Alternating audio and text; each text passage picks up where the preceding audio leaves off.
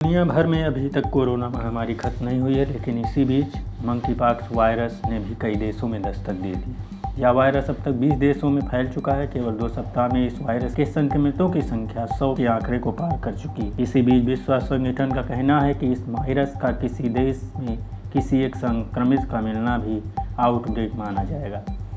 दुनिया भर में बढ़ते खतरे को देखते हुए भारत भी सतर्क हो गया। मंकीपॉक्स को लेकर national centre for disease control ने अलर्ट जारी कर दिया। एयरपोर्ट्स पर निगरानी बढ़ाने के आदेश जारी कर दिए गए हैं। साथ ही मंकीपॉक्स से प्रभावित देशों से आने वाले लोगों को आइसोलेट करने के लिए भी कहा गया है।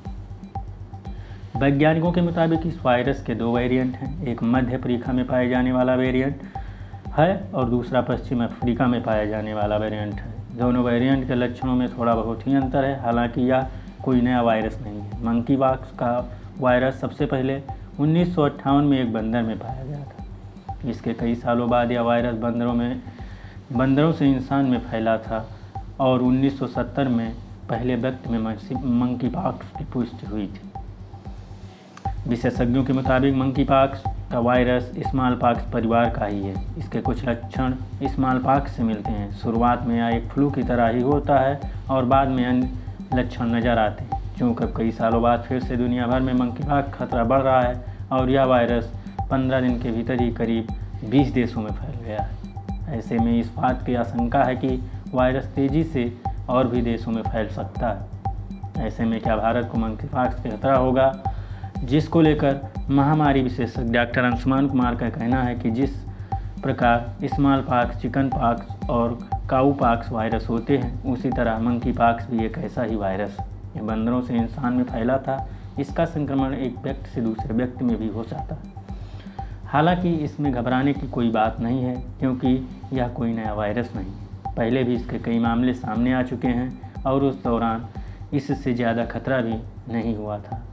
जब 1970 में इस वायरस का पहला मामला सामने आया था, तो उसके बाद अफ्रीकी देशों में इसका संक्रमण होता रहता था।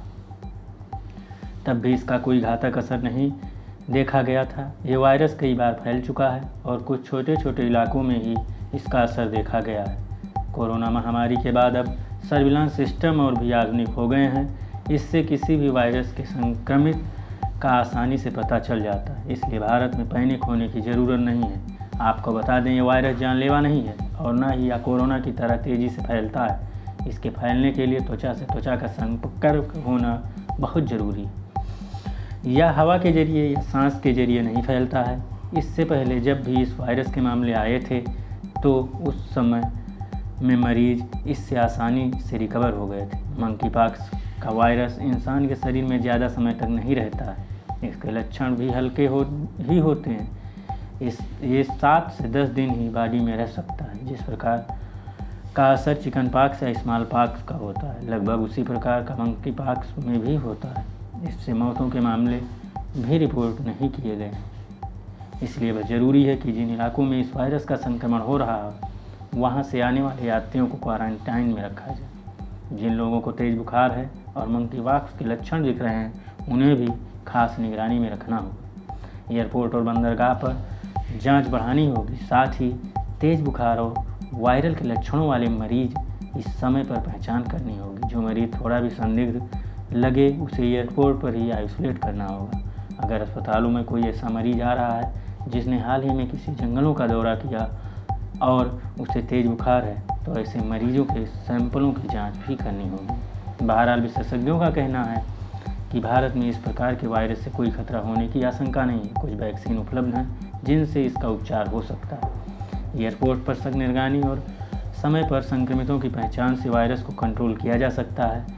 इससे हॉस्पिटलाइजेशन या मौतों के बढ़ने की आशंका नहीं है। हालांकि फ़िलहाल यह भी देखना होगा कि इस बार इस वायरस का असर पिछली बार जैसा ही होगा या लक्षणों पर कुछ अंतर भी देखा जाएगा।